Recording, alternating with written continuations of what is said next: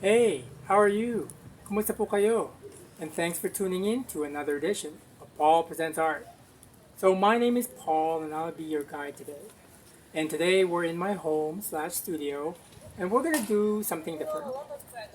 We're gonna do a video for my video series called From the Collection, which is a collection of videos about my private collection. But in this video, I'm going to be sharing some of my work with you.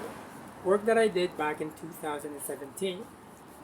I've had some people who view my videos ask me what my work is all about or what my work looks like. So I thought, okay, I'm going to go do a video for you and I hope you enjoy the tour. And here we go. So after 2 years of focusing on artists, art exhibitions, and collections in my videos, I've had people ask me what my artwork looks like. So finally I thought maybe I'll do a video that kind of addresses that by sharing with you some work that I did a few years ago, which is not the most recent work, but work that represents what my aesthetic ideas are. I feel weird sharing my work on my channel, conflict of interest sort of thing, But there's a lot of shit going on in the world right now, and nothing makes sense anymore. So what the hell? I'm throwing caution to the wind and sharing my work with you. This series of work is called When Fiction Follows Fact, and this first work is titled When Fiction Follows Fact, Painting the World. 2017, newspaper, ink, stickers, chrome coat, silver foil paper, 34.5 by 29 centimeters, or about 14 by 11.5 inches. All the works have similar dimensions and materials. Before I get into discussing this series of work, I'd like to share with you a short bio. I'm going to use a third-person narrative here, just because it feels awkward talking about myself, so bear with me as I cringe for a little bit.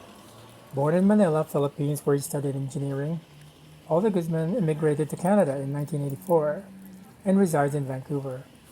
He continues his self-education in art by reading texts on art, theory, and architecture.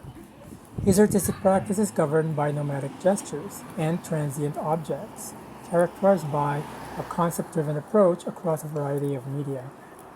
An important outcome of his current artistic investigation recognizes the role of language, architecture, and urbanism as mechanisms for social control through the lens of social engagement and post-colonialism. Now, getting back to the work, this one is titled When Fiction Follows Fact, The Queen and the Old Colonial. This series of work began back in 2017, barely a few months into Donald Trump's first term in office. At the time, fake news was big news. Still is, and I wanted to work on a new project that would capture the essence of that. I'll get back to that in a bit. This next work is called When Fiction Follows Fact, Fest Unveils Lineup. While the works were done in 2017, the newspapers themselves were from 1997 to 2004. At that time, I had a nice cushy job in IT. I had time to read the paper in the office. I would rush over to the front desk in the morning and grab the Globe Review section of the Globe and Mail, which is Canada's national newspaper. The Globe Review contained articles about the arts, reviews on visual arts, theater, literature, you get the picture. After reading it, I took the paper home and kept it. Didn't really do anything for a very long time, until 2017. I had the idea of cutting out all the proper names from the front part of the paper, then obscuring the images with abstract forms. After all the cutting and drawing were done, I slipped a sheet of silver foil underneath the page to reflect back the image of the reader. I'll get back to that a bit later. This work is titled When Fiction Follows Fact, An Astronomical Talent. There's a history of cutting or redaction in the work that I do. Most of my work tend to look at the matter, like books, newspapers. I'm drawn to the ephemeral qualities of those objects. I like objects that don't last very long or change over the course of time. Fluid. And recently I've been thinking about how facts have become fluid. Some facts are true, while some others are downright lies. There was a time when we read the newspaper to get caught up with local or world events, financial markets, the horoscope, etc. And we rely on the integrity of people who report the news. These days, there's a glut of information from many sources: social media, printed matter, gossip, and people believe what they think is right regardless of facts. In extreme cases, people validate their views on questionable grounds just for the sake and frivolity of this thing called freedom of expression. Meanwhile, this next work is titled When Fiction Follows Fact, Skeletons in the Closet. When I cut up a book, or in this case the newspaper, it's a type of redaction, of withholding information. Then the viewer or reader can infuse it with their own truth. That's what that silver foil is for. It captures your image, makes it part of the newspaper, and reflects it back to you. One of the artists that influenced me early on is Robert Racine, a French-Canadian artist living in the province of Quebec here in Canada. Racine became known for cutting up the French language dictionary, called the Petit Robert, and using the cutouts in various installations and galleries. There are other artists that have looked to newspapers for inspiration, from the Cubists, the Dadaists, right up to contemporary artist Fred Tomasello. Next we have When Fiction Follows Fact, Group Dynamics. It might seem conceptual when I talk about the work, but it's just a way for me to make sense of the material that I work with.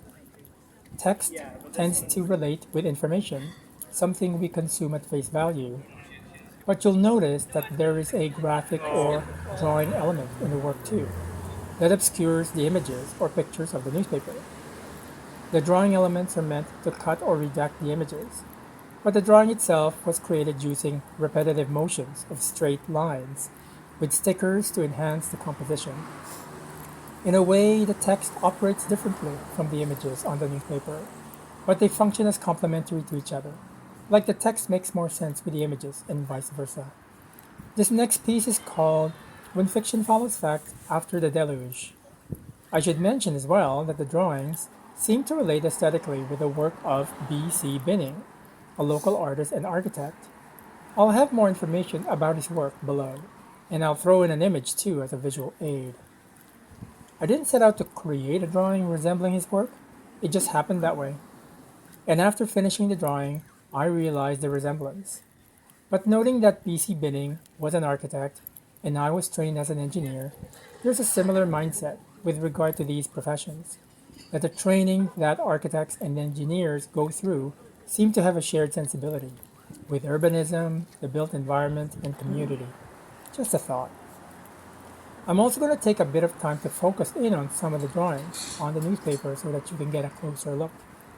There's also the essence of constellations or arrangements of the stars in the drawings, something that I am intuitively drawn to. Perhaps it's the mystery of the stars, and I do like reading my horoscope. I get a great deal of joy physically making the work. For me, the physical act of making the work is the art, and the physical object is just the residue. After it's done, it doesn't really matter what it looks like.